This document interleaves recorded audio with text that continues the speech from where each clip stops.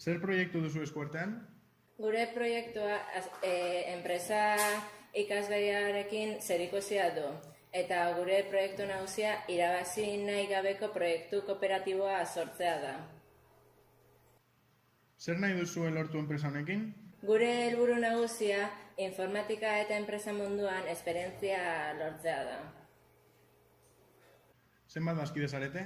Guztira 17 azkide gara eta hoietatik 3 irakasleak eta 14 ikasleak gara. Eremu hontan, zein da zuen esperientzia? Gure esperientzia urte bat eta erdikoa da eta denbora hauetan inguruan ditugun ikastetxeetan praktika batzuk egiten egon gara.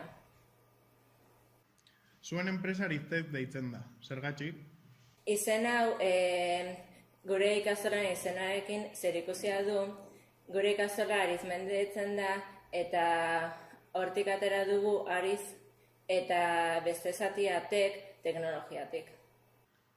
Zelan izango litzake posible zuekin kontaktuan jartzea? Gurekin kontaktuan jartzeko modu ezberdinak daude.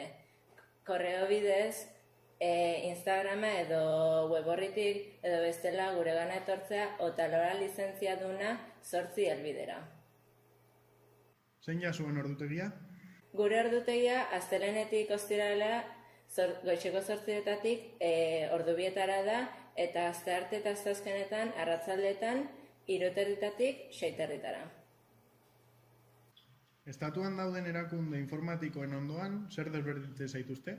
Gure desberdintasun nagusiak gu ikaslea garela eta beste erakundeak baino prezio baxuagoa ditugula.